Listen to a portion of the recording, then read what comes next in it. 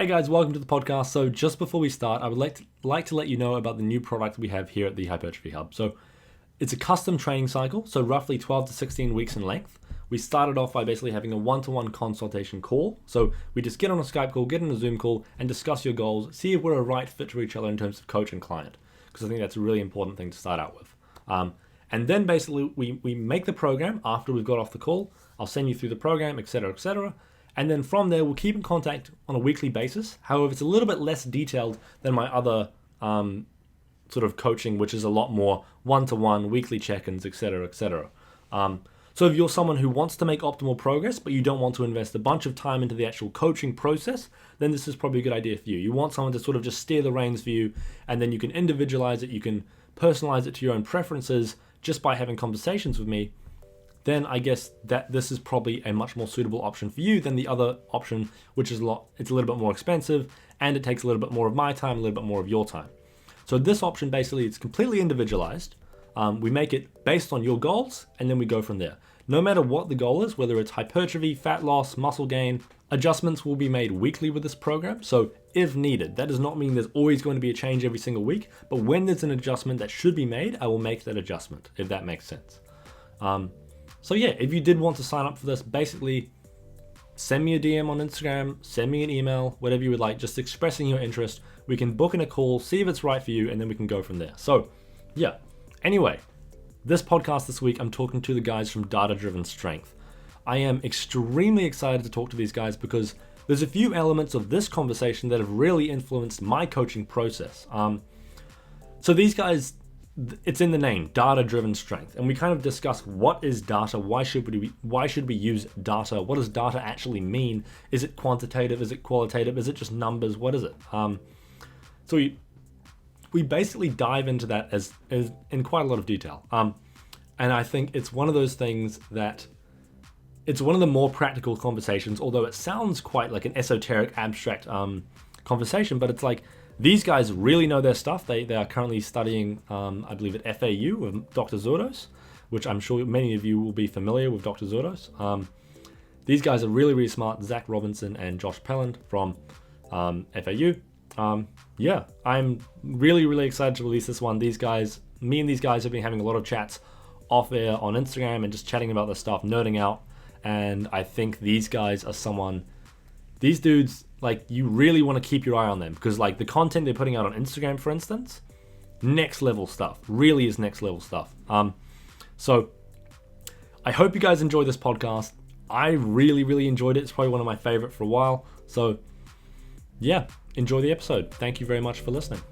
Feel free to follow these guys on Instagram as well.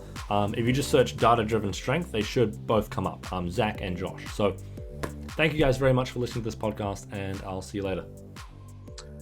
Hey guys, welcome to the Hypertrophy Hub podcast. So this week I'm really excited for this conversation because I've been talking to these guys a lot offline, all sort of on Instagram. We've been having a lot of interesting conversations around sort of how you coach, how you train, etc., etc. And I think they do it in quite an interesting way. So today I'm speaking to Zach Robinson and Josh Pelland. So they've started a company together called Data Driven Strength. And basically why I wanted to have them on is because we had a few interesting conversations about the concept of data. What is data? How do you use it? Why do we use it? And I kind of wanted to get them on to explain it because they had some really cool explanations around how to use it, why to use it. And I think it would be quite useful because I think people often see the perception of data as a quite scary thing, or they think the word data and they get instantly quite sort of, oh, what is that? And they sort of take a few steps back. So would you guys like to sort of just do a brief introduction of why did you get into coaching in general, and then why go down the sort of evidence-based route and then even the database route within that as well? Yeah, so I could probably start there. I think just getting into coaching, I think would be a pretty similar story to a lot of people. You know, you fall in love with lifting weights early on in life, especially if you're not maybe the most genetically gifted early on. You kind of get obsessed with the X's and O's of everything. And you want to learn more. The more you learn, you kind of want to test different ideas out on different people, and kind of it's just a naturally occurring process to start coaching your friends or whatever to see if you can help something happen. So I think that's just a pretty natural kind of progression to get to that point. But yeah, as far as like the name and like how we came up with that, I think from our experience, so we both went to the same undergrad at Ohio State. um, just growing up in like just the general fitness culture. Obviously, we go through all the different fads, all the different trends, all the different, just advertisements on all these different things of what the best way to do XYZ is, how to get strong, how to get, jacked, like all these different programs that sell these one size fits all solutions to the problem. And I think just in general, when you take, more classes at a higher education level, you start to learn about different things like biases and how your personal experience can impact the way you view a certain problem and how you look to answer it. So I think as we both got experience in that, and we started to volunteer in some research settings, we started to understand that more on a fundamental level, and how that not only influences just everyday decisions, but how that can also influence our coaching. So if we both have completely different experiences and how we came to that certain point in our lifting career, let's say, like if we do two different things and we both get two different results from on the same protocol or whatever, that's going to bias how we view that situation. So I think research in general and what data means is that we're able to take the available evidence on the topic and use that to help interpret what we're seeing in practice. So like you said, James, often that's viewed as a scary thing, and maybe it's like the visual of like a computer, and this person is just outputting all these numbers and the spreadsheet's going to have all the answers. But I think one thing that it's important to realize, what the data or the research tells us, is that the objective numbers that we kind of put in air quotes aren't always the answer, and that subjective information or subjective data is just as important, if not more important sometimes, than the XYZ numbers that are spitting out from your spreadsheet. So I think what data really means to us is research, and using the research to help us interpret the training data or whatever kind of data you're using on a day-to-day basis. So I think it's just important to realize what that research says is that, yes, there are some, training metrics that I'm sure we're going to talk about that are good, objective, quote unquote, objective sources of information, but that doesn't mean that we should ignore all this subjective data that we also are getting from a client on a day-to-day basis from a program. So I think that's just something to keep in mind, and data is really an open term that I think Josh is going to go in here and define maybe a little bit more systematically. Yeah. So to piggyback off what Zach said, and also to answer your question, James, about, what does it mean to be data driven, and what exactly does that mean? And again, it does, sometimes we kind of regret our company name because it can sound a little bit intimidating. But I think to take what Zach outlined another step further is we can broadly define data as including all inputs available to us. So Zach and I have chatted about this, and we kind of came up with four broad buckets that we can think about everything we accumulate and factor into our decision making. So the first one would be research. So the best available evidence we have, and I'm sure we'll get into this a little bit more, but we know that it's mostly just a starting point, right? Research is done on averages. There's a bell curve of response. There's large variance in response. So that's the first bucket, is research. The second one is objective measures. So these are things that most people, their knee-jerk reaction is when they hear the word data. So these are things that are easy to track and are objectively tracked. So these are things like performance, circumference measures, etc. The third big bucket would be subjective measures that can be quantified. So this is something like, on a scale of 1 to 10, how sore was your chest this week? Or on a scale of 1 to 10, how motivated to train were you this week? On a scale of 1 to 10, how hard was that session? What was your session RPE? And we'll probably get into this later, but these are often more so conversation starters as opposed to some sort of algorithmic process we have. So that's the third one. The fourth one is subjective measures that cannot be quantified. So these are things you can't really track because, like I said, they can't be quantified. So these are things like conversations, picking up on body language. And an overarching theme that I'm sure we're going to touch on is that this is still data, right? And we don't have some sort of if X then Y process for making decisions about programming for ourselves or for others, right? And then to layer on top of those four buckets, there's also the perceived value of the measure from the athlete, right? So going back to that first bucket of research, I might have an understanding of the research that's different from Zach's understanding of the research or James's understanding of the research.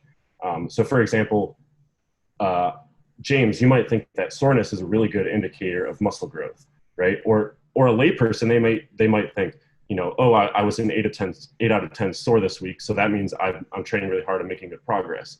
So kind of to complicate things even further, we have that factor to consider. And then finally, all of these inputs that we have, right? Research, objective measures, the subjective measures that can be quantified and the subjective measures that cannot be quantified, they all require subjective interpretation and subjective decision-making after that, right? Again, even if, your performance is trending up or it's flat or it's decreasing, whatever, you as the coach, you have to interpret that. And that's not objective in and of itself, right? I can look at the same data as you, James, and we can come to different conclusions about what the next step is. So like you said, James, I don't want it to be, data or data driven. Like, it's not intimidating. It's not data driven in the sense that everything is objective and we have a perfect algorithm to follow. We can even go against, in a way, what the objective data is telling us. So yeah, that's kind of how our overarching concept of how we think about what data is. Cool. Yeah, to piggyback on that just a second.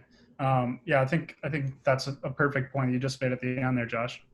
That, especially in today's coaching around with all the infographics and stuff we were talking about off air, James, it's easy to say oh, if my spreadsheet is telling me I'm making progress, or my spreadsheet tells me I'm not making progress, it's like this really kind of sexy process to say that, well, the objective measurements are telling me that something's happening or something's not happening. And I think it's just really interesting because, again, going back to data, going back to the research, there's a systematic review by Saw et al. That I found really, really interesting, kind of when we were originally just talking about this concept, that show that for monitoring an athlete training response, sometimes, and a lot of the time, subjective measurements actually beat out objective measurements. And one thing I like to think about that as coaches, as researchers, we're limited to the tools we have available. If we go back, a couple hundred years, nobody had cars, so the transportation was limited. Similar in that regard, we're limited in how we measure muscle growth. We're limited in how we measure, strength increases. So your body is going to be probably the most complicated machine that's known to man. And there's all of these inputs that we don't even know exist that are going into what you subjectively are perceiving, how the training is going, how you're progressing. So sometimes just taking a step back and realizing that how limited we truly are and what we can measure and what we even know what to do with those numbers, like Josh said, it's just really important to realize how much subjective interpretation matters. And the overwhelming thing of what Josh has said, that's still data. That's data that isn't typically considered in that regard, and data is used as this objective term, but subjective measurements are just as much data as the objective things are. And I think that's just hammering home what Josh got at. Yeah, I think that's absolutely perfect, because I think it's there's so many things within resistance training, hypertrophy training, or strength training. It's where, for instance, how do you acutely quantify any progress within hypertrophy training? It's kind of hard. You could kind of say okay, if I got a little stronger, maybe, but you kind of don't know. And there's a lot of things like that where we don't, we know what works, but we don't know exactly what works at every specific moment. So I completely agree. And then in terms of, you guys did touch on this a little bit during that question, but how do you go about, say you've got a data point, or you've got a they've told you something or something like that, how do you go about implementing that into your coaching? So no matter what it is, whether it's subjective, objective, I guess, is the process of using that for you guys different, whether it's subjective or objective, or how do you integrate that into, I guess, changing the plan moving forward? I'll comment on the subjective part of that. Again, to review what I kind of outlined before, these things are things like soreness, pumps, motivation to train, session RPE. To me, and I think this is how Zach uses them as well, is these are mostly conversation starters. It's okay, you put down that your chest was a 9 out of 10 soreness this week. It's not like I say, oh, if it's a 9 out of 10, then I reduce volume by X amount or reduce intensity by Y amount, right? It's oh, hey, I noticed you put a 9 out of 10 for this measure. What's going on here? Do you have any thoughts about this? And going back to what I said about the perceived value of this measure, like if we have some objective amount of soreness, I might rate that as an 8 out of 10, but James, you might rate that as a 2 out of 10. It's like, does that really matter in that case? We all have our subjective experience and our subjective interpretation of these things. So the biggest point here is that it's a conversation starter, really, and you're not necessarily looking for the actual measure itself, but oftentimes we're looking at the changes of those measures. So if you see a big spike in that chest soreness, that's when the conversation starter happens, and then that's when you use your best judgment, which is again subjective in and of itself, to make the best decision, your best guess for what the best thing to do going forward is. I think that's absolutely perfect. I think that definitely defines it a lot. I think a lot more for people listening, because it's sort of like in my experience when I've sort of used, for instance, when I add something new to the spreadsheet, like, oh, I'm going to try measure this week. I'm going to see, oh, what does this work? How does this work with this client? Like, for instance, I have one client where they have a health condition where their recovery will undulate a lot due to that health condition. So I'm trying to sort of figure out a way basically to figure out when is this health condition worse. And like, I can ask them and like all that, but I want to track it on a more day-to-day basis, see if there's some kind of trend or something. Because it's a bit of a weird condition, or sort of hard to, it's not very common at the very least. And it is quite interesting. And I think what you're saying there sort of elucidates it quite a lot of how to like respond to that. Like, it's not like you're looking for, oh, if we pass this threshold with this, then we'll do X. I think that's quite important to note. So this is the next thing I had lined up. So in terms of like tracking, what kind of things are you guys tracking when it comes to thinking about data? Like, when it comes to quantifying actual numbers, what are you tracking there? Like, what sort of stuff are we talking about? Obviously, you don't have to go into complete details, but I think it would definitely be interesting for the quantitative stuff, and then for the qualitative stuff as well. I think, what stuff do you find as sort of the must-haves, or the stuff you're regularly going to have on there in terms of tracking? And then I guess there's individual variation where you'll track different things for different athletes, depending on their situation. I'll go ahead and take that first, Josh. I think similar to the last one, I think we could break this down into a couple of key areas. As far as what we do track, I would say you can have some sort of performance measurement, some sort of like exercise dose measurement, and then also the subjective input stuff that we talked about. And as Josh can attest to, I've probably made, I don't know, like 50 iterations of my spreadsheet over the years that I hold near and dear to my heart. And many, if not all the times, you get carried away with, oh, I can add this really easily. Let's track this too, because more data is always better. And I think it's really important to realize that, number one, the farther the data you have is away from the measurement that you actually care about, usually the less useful it is. So just getting carried away and having more numbers for the sake of having more numbers often can lead to paralysis by analysis, and it just makes it less useful.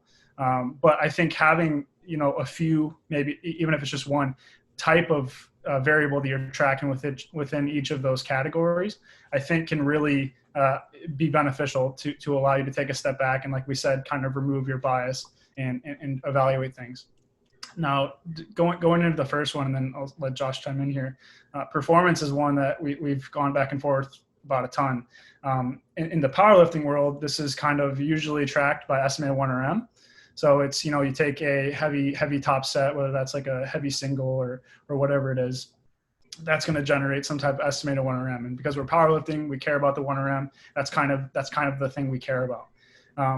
One thing we've made, a pretty big paradigm shift on as far as how we've looked at this stuff is just, we used to evaluate this in such a short time frame. Like if you have a 10-pound increase on your estimated 1RM from weeks 2 to 3, man, things are going well. Or if you have a 5-pound decrease over the course of 3 weeks, man, we got to change something. And I think that it's just so hard. And one thing we just really want to hit home is that, when it comes to training, there's this thing called second order effects and third order effects and fourth order effects. the way the variables not only immediately correlate to what you're tracking, but also over time, how those variables intertwine and affect one another. So for example, in powerlifting, let's say you do a strength block and most of your training is oriented around improving your 1RM. Usually that's going to relate to a fairly good increase in your estimated 1RM in that block within itself. However, to complicate this further, let's take a step back and say you did 2 hypertrophy blocks in which you're really focusing on increasing the muscle size before that. So is it the strength block that had the really positive effect, or is it because you did 2 hypertrophy blocks and you considerably increased your muscle size before turning that into a positive strength gain? So as you take a step back and you just start to realize all these variables on top of one another, it becomes really, really difficult to make a case to say that changes in week-to-week performance is something that we should really, really be attached to. And I think that's one of the main things with performance that I think is really important to note. And then just to add on to that even further, what context of life are you in? How's life stress? How's school? How's relationships? All these stuff are going to further impact how that block is going to impact the performance metric that you care about. So Josh, I don't know if you have anything to add there. No, I think that was a good overview for a strength athlete. In terms of, like Zach outlined, in terms of what data should we be tracking, we have, like he said, we have performance, dosing, and also subjective inputs. So for a hypertrophy athlete, what Zach was saying was for a strength athlete, probably the closest thing to our actual goal is the estimated 1 rep max, right? For a hypertrophy athlete, that might be performance across multiple measures. And I know, James, we chatted about this a little bit more. If you're coaching for strength, you're kind of spoiled in a way that you have a pretty dang good measure of what the actual goal is. Whereas hypertrophy it's a architectural, it's not an actual performance outcome, right?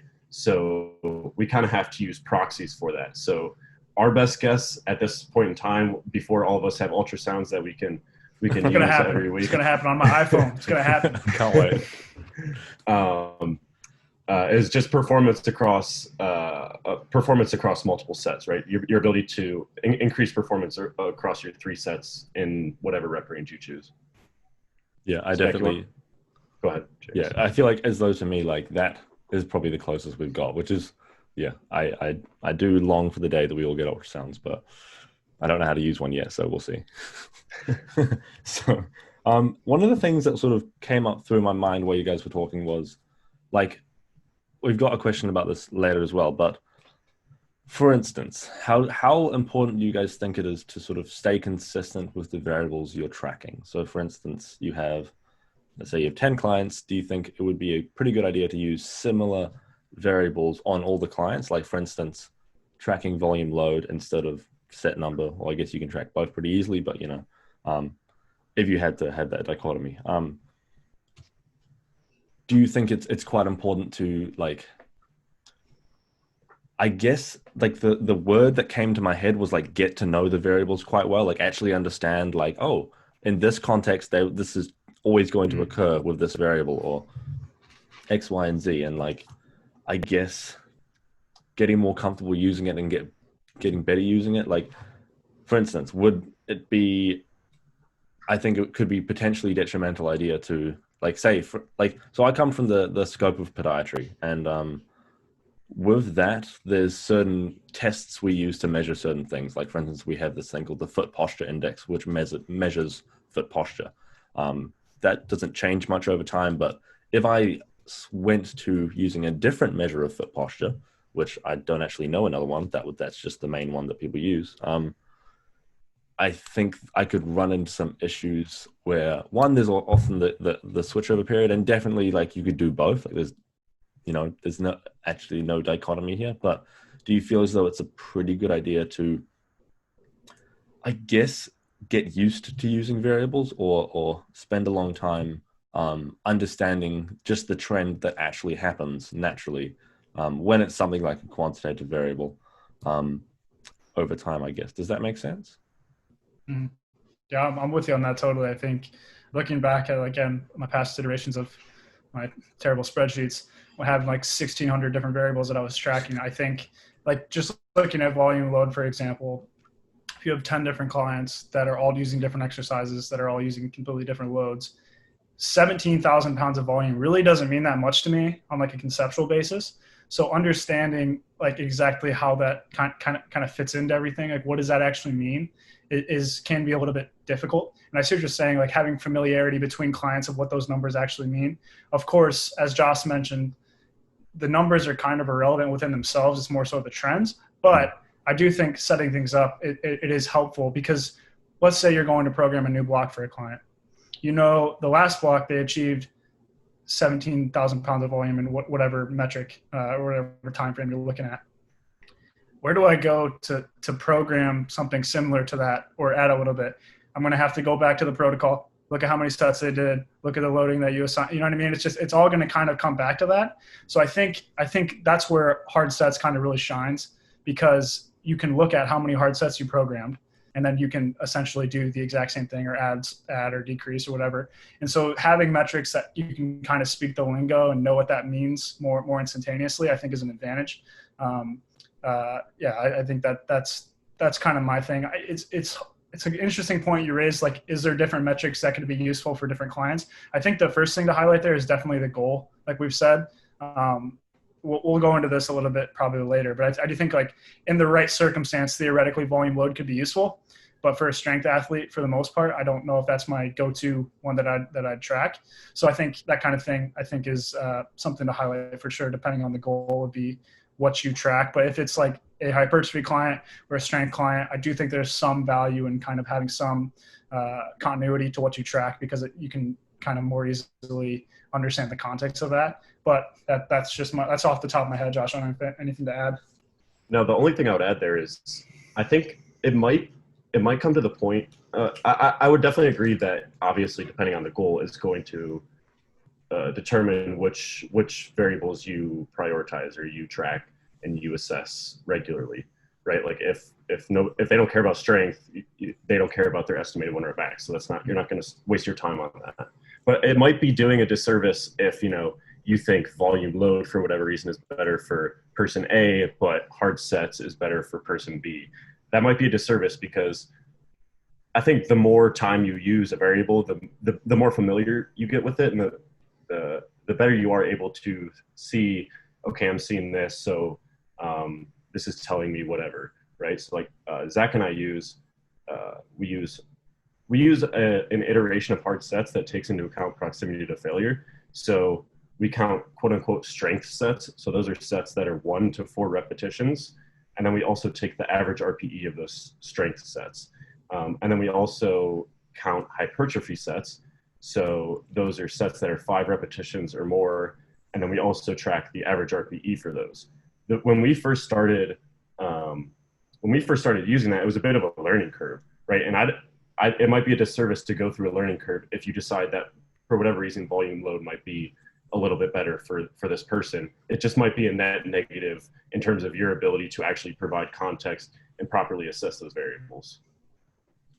I think that makes sense. Yeah. Because it's one of those things where I think there's a lot of, like, for instance, I guess with just the more quantitative stuff, it's like if you have no, like, for instance, reference of like what's normal values, like, and you try and use it with just one individual and you don't have an idea of normal, it's like it literally has no application, or basically none, unless you look at trends over time. It's like, I think I really, really like the way you guys do a lot of this stuff. I think it's very thought out, which is very, very cool. I mean, you're obviously master's students in a cool lab, so that probably explains a lot of it. Like, that environment probably fosters a bit of it, I guess. Is that why you guys, do you think that's a major part of it? Like, why you guys... I'll never give Dr. Zordos that much credit. I'm just kidding. He's the man. I think the lab is like, I think it's easy to take that for granted sometimes and think about how many like-minded people we have in there, and we all push each other. Like, we have conversations literally every day, and we have like a journal club that we have every Tuesday. We're all just like button heads and talking about different ideas, and it's just a really good environment to all kind of bounce each other ideas off each other and try to come closer to the truth, which is cool. So I think we're really lucky to be in that position, which is cool. Yeah, we would absolutely be lying if we said these were all our ideas or all we iron these out to the extent that they actually are right now ourselves. Like a lot of those people that we're able to bounce ideas off of, and they're like, no, that's that's dumb. That doesn't make any sense.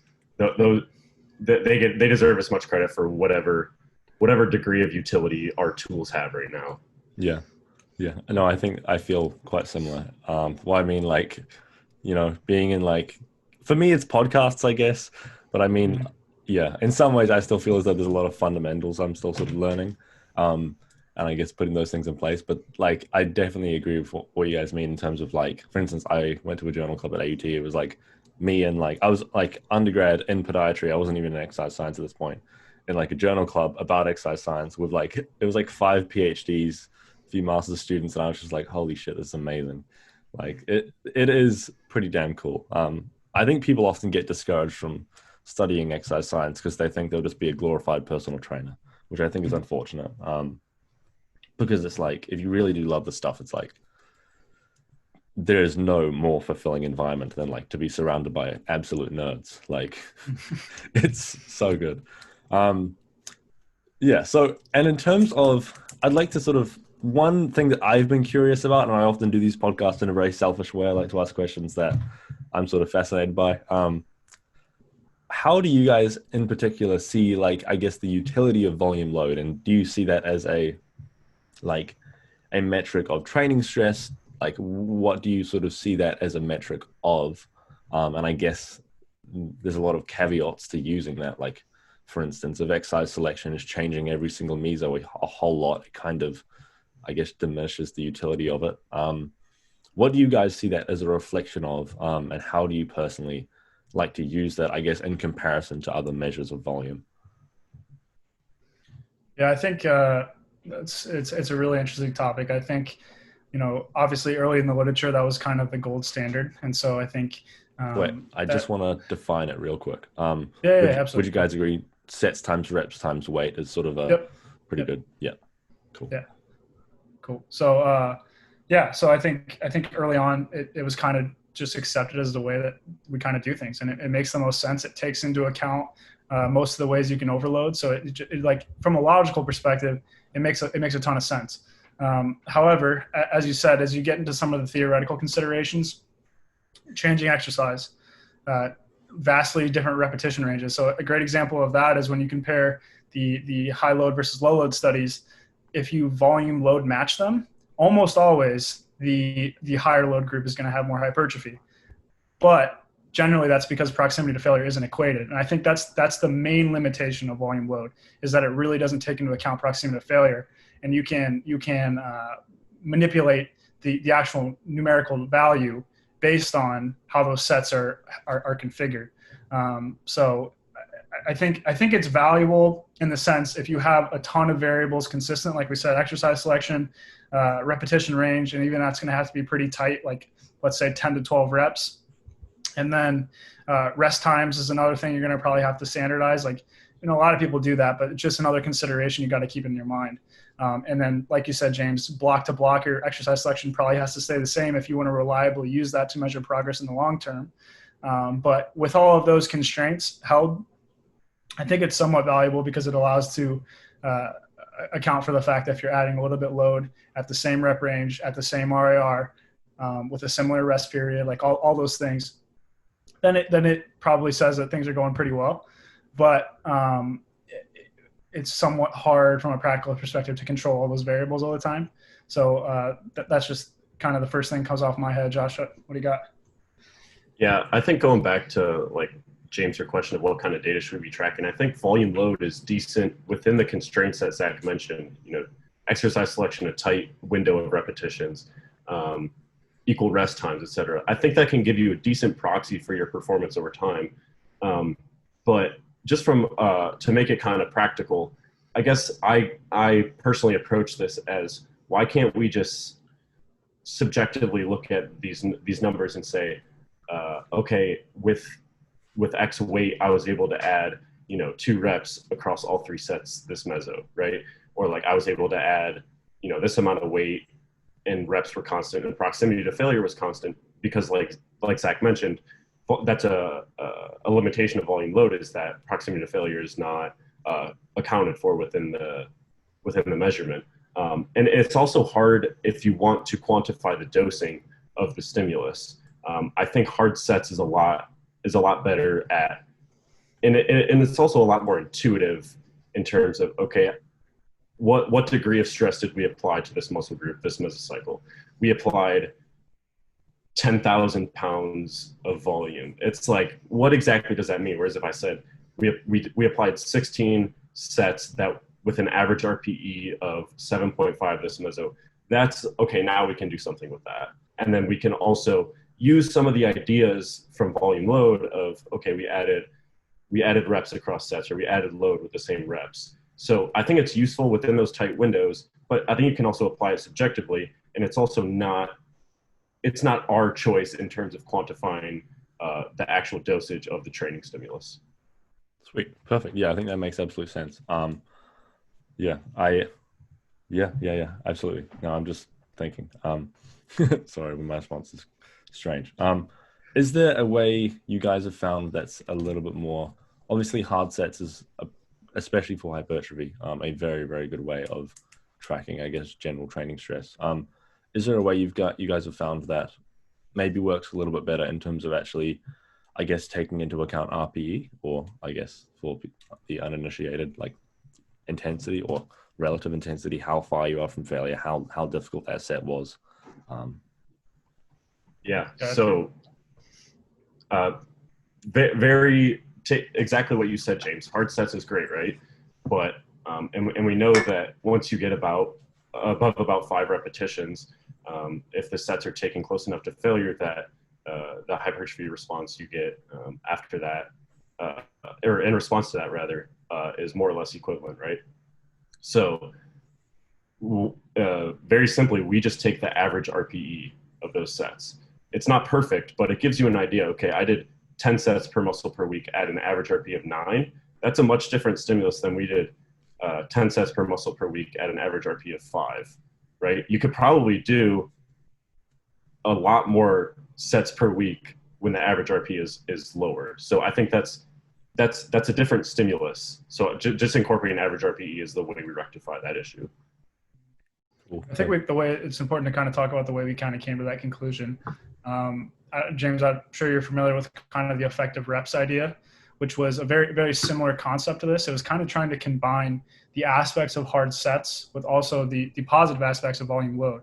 And the one thing that's important to realize with effective reps is that although on paper it's a very, very like elegant way of explaining what we see, I think when you actually go and try to equate these reps, it doesn't totally seem to predict hypertrophy outcomes most of the time.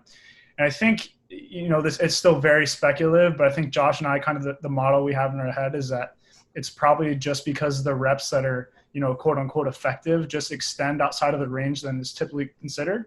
So I think that was the main limitation with hard sets that effective reps tried to kind of rectify, was that proximity to failures matter. We need to kind of define what hard means in the hard set. So that's kind of the way we get around it, is just as long as you track the average RPE, you can kind of say that what was the proximity to failure of the set, and kind of take into account that while still tracking set volume that's a little bit just more practical to kind of count. So I think that's probably the way we kind of got there. That makes absolute perfect sense. I think that's a fantastic explanation. One of the things that I have been sort of thinking about for a while, and I guess trying to find a solution to, is I guess there's obviously an issue between, like, you have RPE, and RPE is a subjective measure because it's like we cannot really know unless we're actually going in and, like, I don't know, unless you go to failure, you kind of can't, I guess, know the RPE until you're there. Is there any way you guys sort of go about trying to, like, find the difference between prescribed RPE and, like, real RPE?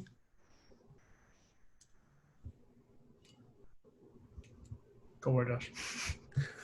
Yeah, we basically have we have a prescription, and then we have where it's actually logged. So so basically we can see if there's a big discrepancy there, and then the actual data analysis within our spreadsheet system, that uses what was logged. Because if we said do 3 sets of 10 to 12 at RP7, and they were actually RP6, 6.5, and 7.5, we don't care about we don't care that the prescription was RP7. We care what was actually completed. So we just track that differently, and usually we give a range. So it's and I also tell people I care more about the proximity to failure than the actual repetition range. So if you mess that up, either extend the set or terminate the set, and then adjust accordingly going forward. Because there's no reason to take it to an RP10 to meet this more or less arbitrary rep range and then bury yourself for the rest of the session. Yeah. Yeah. I completely agree. That's exactly what I do as well. Yeah. And then one of the things I sort of wanted to touch on is, like, so for instance, when people see a nice spreadsheet, their eyes light up. You hear the word spreadsheet and it's just, oh yeah, love it. And I think, I personally think, so a few things here. So on spreadsheets. So first of all, would you guys agree that, well, I think at least in general, when you're doing online coaching, I think a pretty spreadsheet with graphs and data and all that, and it looks nice and nice colors and all that, I do think that increases buy-in as well as the fact that, like, you've got, for instance, you've got multiple tabs in it and they all sort of have their own purpose. And it's like, rather than just being one spreadsheet where you're tracking numbers of, it's not just a training data tracker. It's also, like, for instance, weight, calories, and then body composition tracker, et cetera, et cetera. I definitely think that increases buy-in and adherence. Maybe not in everyone, but I definitely think in the sort of nerdier individuals, or the ones that are sort of more inclined to sort of the evidence-based direction, I guess. And would you guys agree that sort of a pretty spreadsheet generally is a pretty good idea, past, like, the utility of it just being laid out nicely to input data easier? I think that's a good point. I really like what you said about kind of our community self-selecting for people that are kind of bought into this approach. In general, people that are kind of the evidence-based mindset maybe think like objectiveness is superior to subjectiveness, and they want to see kind of substantial results and all that kind of stuff, which I totally think that, yes, that can improve buy-in for a lot of people. The other side, though, of it is that with that improved buy-in and increased attention to the spreadsheet, I think it can have the opposite effect too, if you rely too much on that. So if you're relying solely on this pretty graph to tell somebody if they're making progress or not, and remove all the subjective interpretation that we've talked about to say that you're making progress, if you feel like you're progressing, you're motivated to train, your intent is improving, your loads are maybe slowly improving over time, but maybe your estimated 1RM for whatever reason decreases in powerlifting, that sometimes can have the opposite effect. And it's like, dude, what's going on? Like, I feel like everything's going well, but the estimated 1RM is going down. And then it's just really important to realize that, like we've said a ton of times here, is that our tools are limited, and that the objective, quote unquote, story isn't always going to be the end all be all. And that still needs to come through the subjective lens of the coach to say that, yeah, we got all these bells and whistles in our spreadsheet and it looks really cool. And a lot of the time this is going to be providing a ton of value, but at the end of the day, it's only going to give us information. It doesn't make decisions, I guess is the best way to think about it. So yeah, I think there is a ton of value as far as buy-in, but having so much of that buy-in be totally dependent on the nice little graphics that you have on there, and it says I'm getting a good amount of sleep, everything's in the green zone, it's not in the red. I think that it's just important to realize that can have the unintended effect of maybe decreasing someone's perception of progress if it's not all kind of perfectly in the direction you kind of want it to be. Yeah, I definitely. Yeah. Anything to add there? Yeah, I just I wanted to echo what Zach said. It in general, I think it is absolutely a net positive, but it is definitely a slippery slope. Like you guys mentioned, kind of the evidence-based crowd self-selects for more neurotic type individuals. So, when indeed you're not in, like Zach said, the green range of sleep accumulated this week, it's like, it's really not that big of a deal. But for the neurotic type, that's a slippery slope of then things start to fall off from there. And also I would say, like, you need to accurately portray the limitations of the data. So, like, for example, and this kind of goes back to what I think Zach mentioned about second, third, and fourth order effects. So like there will be times when things are going really well, the lifter is really bought in, they're hearing well, they're excited about progress, things appear to be progressing, but then when you go over to the data analysis tab, the estimated one rep max will be flat. It's like, why is this? It's like, okay, we need to understand that, okay, 8 weeks ago we were doing triples at an RPE 8 for your top set. And for you, that tends to overinflate your estimated one rep max. Whereas now we're doing singles at a 9, and that's a lot, that's less inflated than your triple at 8. So that's why it's actually flat right now. Or actually, the goal of this training phase isn't indeed to peak your strength or to express your strength. We're trying to focus on some other adaptation, right? So I think you need to accurately portray the limitations of the data. And I would also add on to that I care a lot more the answer to the question of, hey man, how did this week go, or how did this week feel, than what their estimated one rep max was on their squat signal this week. It's useful information. Like I said, we gather all inputs, we prioritize some of it over the others, but at the end of the day, you need to properly portray the limitation of the data so they don't fall to that slippery slope of paralysis by analysis. One thing real quick to add on that too. I think, James, you're kind of going back to like, how do we define normal? I think one thing to realize too is, like, if you're taking this quote unquote database approach, is that, again, kind of talking about the population that's self-selected into online coaching of the evidence-based variety, is that, the reality is, like, research explores means. They're exploring averages, the average response to XYZ thing. These people that are coming to get coaching from someone that they perceive to be a little bit more informed than the average coach, that maybe has like a higher barrier to entering the community, like just all these steps that it took for them to get to that point, that's probably self-selecting them to be outside of the standard deviation than typical of like the athlete response. So I think it's just important to realize, like, the normative values that we're looking for individuals that are getting offered coaching, maybe that's somewhat biased in the sense that it's not going to explain the story all the time. And I think it's just having that frame is going to, just like Josh said, maybe kind of sway your expectations to like what we're going to get from the objective spreadsheets, and rather listen to what they're telling you, because the reality is, for example, the meta-analytic data will say that somewhere in 10 to 20 sets is probably going to be good for most people. However, we have somebody, again, that's self-selected in this online coaching community that's tried every single program on bodybuilding.com and swears that they've run them to a T, and their bench will not move. In that regard, if they feel like they can handle more, maybe I'm going up to 30 sets. Like, maybe that's just what happens. And I think it's just really important to take that into account as far as what does normal mean for the people that you're coming to see. And I think that just elevates how important subjective inputs are, because, again, at the end of the day, the objective stuff can help us, but it's not going to make decisions. And I think relying on the athlete's input is going to be a lot more reliable in that regard. Oh, perfect. And then I have two questions. One is completely tiny. So, and this is total, this is more total, absolute minutia. When using data in a sentence, is it correct to say the data are, how do you, like, that thing? Can you guys explain that? Do you guys, Yeah, you know what I mean? That whole, like, I think it's data plural. Yeah, it's the data R, I believe, is the correct way to say it, right, Josh? Yeah, okay. It is, but I've probably misused it multiple times. So same. No stress, cool, yeah. Because I always hear people say it, and I'm like, is that the right way? Is that the right way? Yeah, it's like a soft flex. Like, yeah, I know my grammar. Yeah, that's what I feel like it is. Yeah. Yeah. It's definitely like the data R, or the Yeah. Sweet. So, anyways,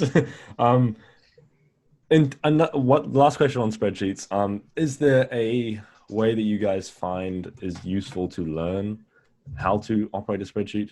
Like, I think it's perceived as a very, very difficult thing.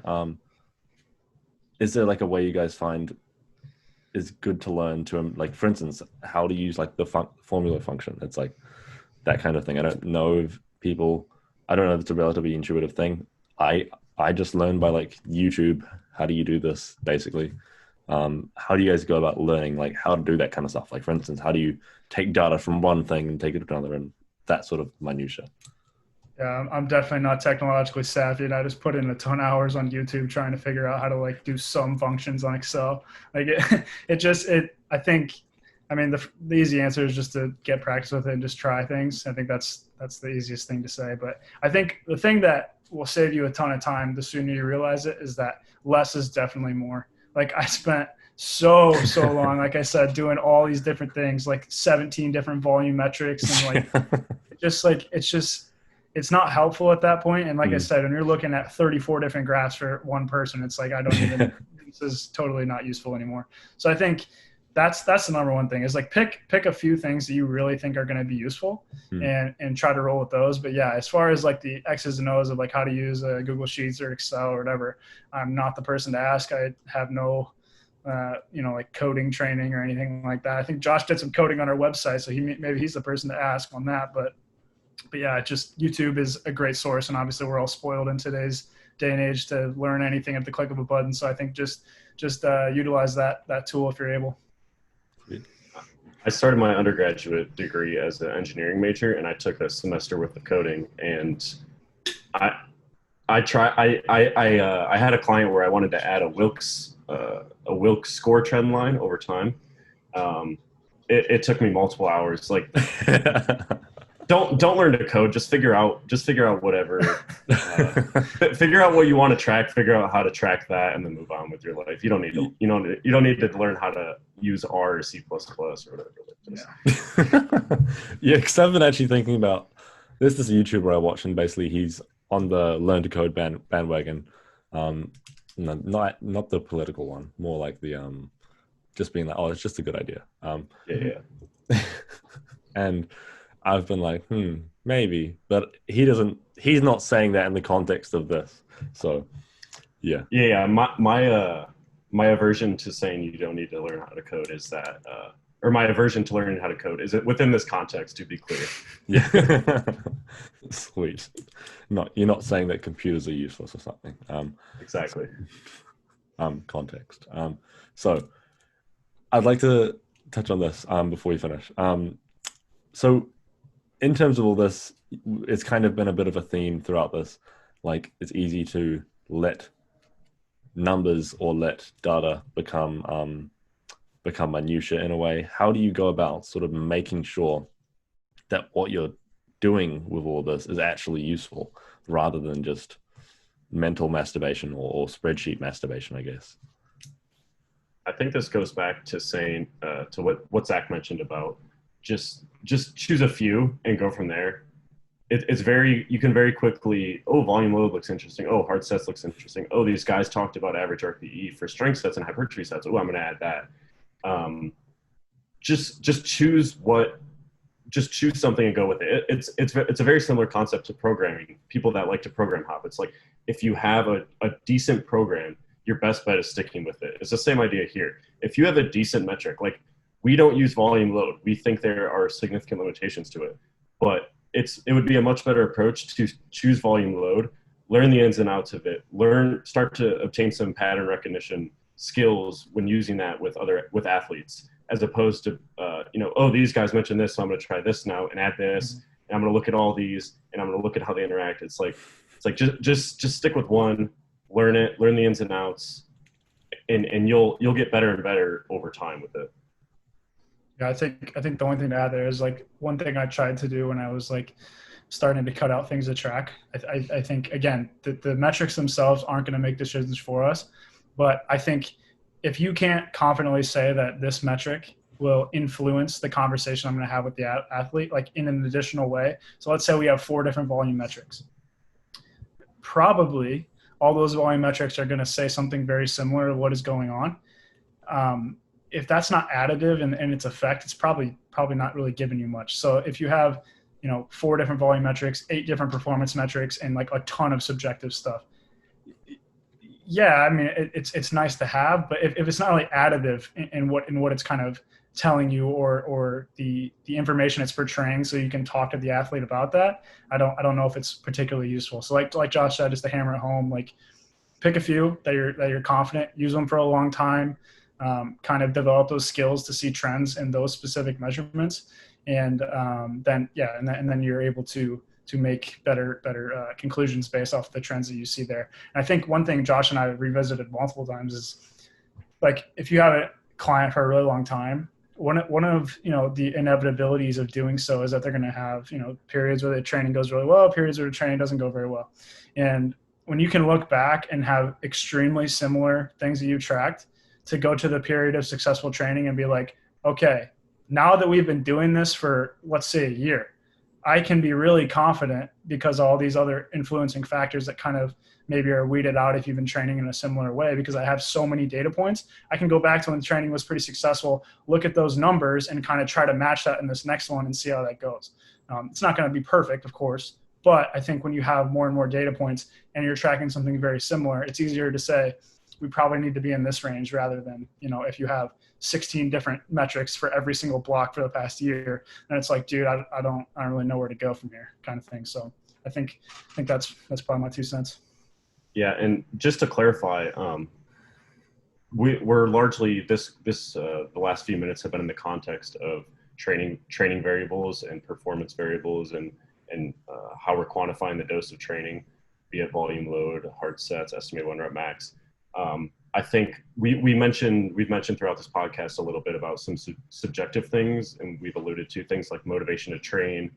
I don't think we said this, but life stress. I think the approach there is like, okay, what are the big rocks in terms of outside of the gym factors that we need to make sure are pretty close to in place, that aren't gonna prevent us from progressing, and just ask one question about that. That's it. You don't have to say you don't have to ask every little detail. You just need to say, or at least this is the approach we take. You don't need to, you just need to ask, on average, how was your life stress this week? How was stress at work this week? And then, like we said, those are more conversation starters, right? So you don't need to get into the details of each of these metrics. We use a scaled question, and it's a conversation starter if it's a big change, or if it's, a 10 out of 10 soreness, things like that. I think really cool thing about, like, I like the way that we do that. So we use like a Google form that we kind of send our athletes every single week as like a kind of a way to do the check-in. And one really cool thing that it does is, like we've mentioned a few times, like motivation to train, for example, all 3 of our kind of baseline number for that could be completely different based on like our upbringing, if we played sports or not, like just how you even perceive that scale to be talking to you. So maybe James' average number is 4, mine's a 6, and Josh is a 7. Like, those numbers within themselves don't mean a ton, but what the form does is it kind of collects all of the numbers that they have inputted for that question, and it kind of has their own little bell curve, so that when they have an input, you can go back and kind of look at their average and compare it to that and say, is this considerably outside of their norm? In which that's the conversation starter. If they're plugging, let's say just their baseline motivation to train is like a 3 or a 4. On paper, that seems like it's kind of low, but if that's where they are consistently, and we've talked to them about it, and that's not really an issue, and that's just kind of where they hang out, once they put like a 1 or something like that, that's pretty significantly outside of their bell curve, that's when it's like, okay, we need to talk about that again. So I think that's just a really interesting way that Google Form is the way we kind of do that. It's a cool way that kind of helps. So yeah, I think that's a really cool approach, because whenever I'm tracking subjective data, so far I've just done it through the spreadsheet, just like, for instance, at the end of sets, reps, etc. Interesting. No, I like that approach. And yeah, I completely agree as well. So is there anything you guys would like to clarify or retouch on, or make sure that you're sort of clear about, or anything like that in terms of what we've touched on today? Anything that sort of either you would like to reiterate or anything like that? Yeah, I'll reiterate. The first thing is more of a reiteration, and the second one, perhaps the clarification. The first thing is, again, this is being quote unquote data driven is not a rigid approach. It's not an algorithmic approach. It's not if X, then Y. It shouldn't be intimidating. Again, we define and we conceptualize data as all inputs available to us to make the best possible decision. So that's the first thing. It's just, it shouldn't be intimidating. And it's not hard. It's not complicated.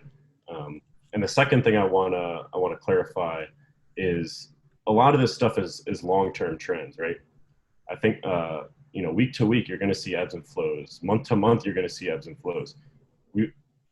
It's all about the big picture, right? We're not gonna see a 10% drop in a certain variable and then make a change just from 1 week, right? It's something that we've really realized or focused on lately is that you can have a couple down weeks of performance and then have an extremely successful training cycle and PR all your lifts. But if you would have capped that training cycle short at week 3 because you had your second down week in a row, you're doing yourself a disservice. So those are the two things. That data is all inputs and it's not intimidating. And the second thing is keep the long-term picture in mind and don't get caught up in the minutia week to week, even month to month things. Yeah, I echo that 100%. I think those are just two really important things to hammer home. I think Josh said it really well, and I don't really have too much to add about that. And I think one thing I kind of have to add is, for instance, I think what maybe will elucidate this for some people is, let's say when you're making a decision in maybe a social decision, like you're making a situation in a social situation, like, okay, am I going to attend this event? Or am I going to, I don't know, do this thing or ask this person out for coffee or something? I think it's actually quite useful. Not necessarily things like that, but any kind of situation where it's more sort of life situation, like under what situation would I do X? It's like, sometimes I'll think of it as, okay, if I'm not comfortable making a decision yet, it's usually because I don't feel as though I have enough data, and whether I just need more of the same data. But the data could be my friend telling me that this book is good twice. So then it's like, okay, like things, obviously that's way outside the context of training, but I think maybe it'll elucidate it for some people. Like that is a data point. Do you track your estimated happiness response to a social interaction or what? I've thought about it. I actually know. I don't know if you're kidding or not, but like this is actually a thing. This is actually a thing that I'm having this YouTuber on the podcast next week. I think I brought him up earlier in this conversation. But he has a thing. I think it was his friend who did it, so I don't know if it's actually him. But he would make like a social interaction review post doing it, and I actually think it's seriously useful, especially for online coaches and all that, because it's like we kind of suck at socializing sometimes, or at least a lot of us do, and it's like, or we'll neglect it, or we'll only do it online, or X, Y, and Z. And it's like, I think, for instance, if mental health is a problem for these people, I think the rate and quantity of social interaction seems to be quite a big factor with that, at least for me. Because like it undulates, I would say, by mental health, right? So it's like, and then I find that like, if I had a way genuinely to like maybe quantify like the effectiveness of the social interaction to satiate the need for social interaction, I genuinely think that's actually useful if you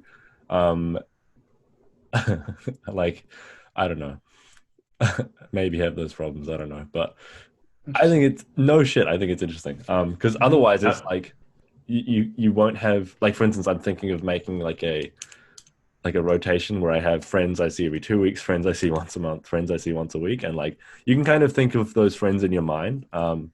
And like, I don't think there's zero utility in actually having like a reminder come up once a month saying, hang out with X person, or because it's like, otherwise you just could completely forget. And it's like, it's very easy to just be a workaholic and be like, oh, nah, I'll do that next month. Like, or they'll cross your mind for a second and there'll never be a point for you to actually go and take action and like ask someone to hang out,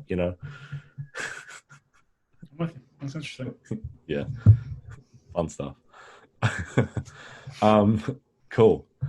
So after that ramble, we'll finish off here.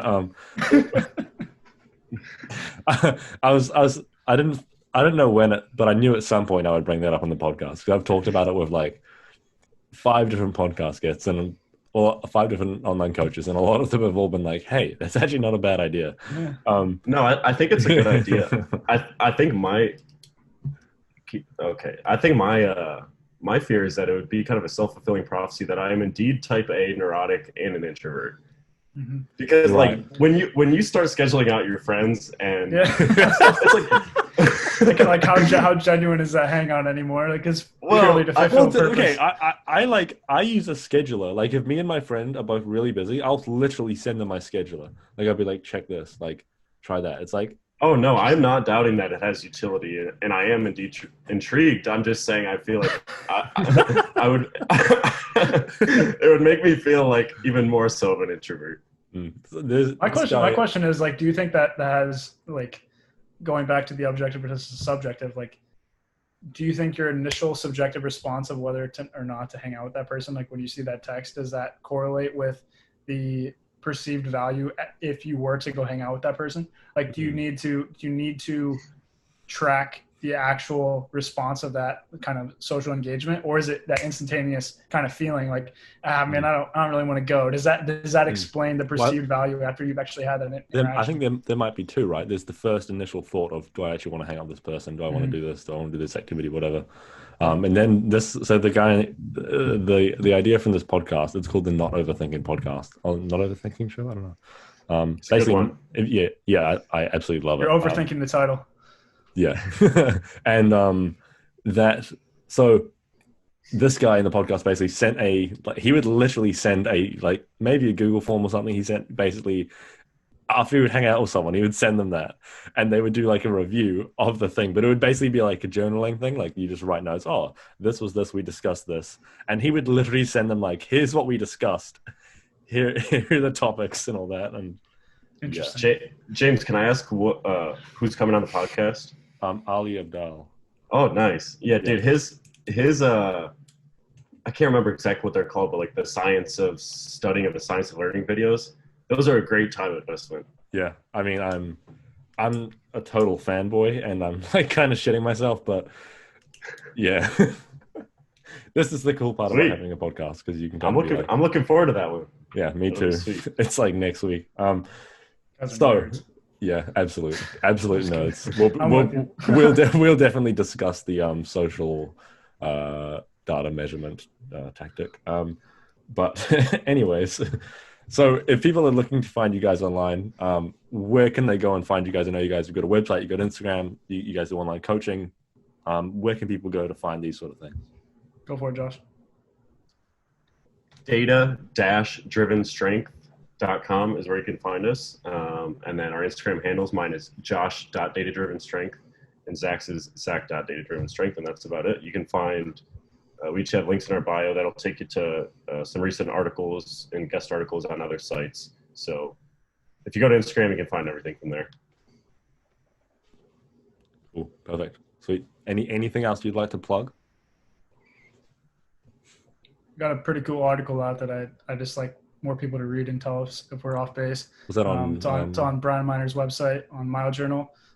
It's more so geared towards strength, so you can read it and if you tell us if you like it. But yeah, it's called Rethinking Proximity to Failure for Strength Gains. That's just I really think we put a lot of time into that one. I just like to hear as many ideas about that as possible. So yeah.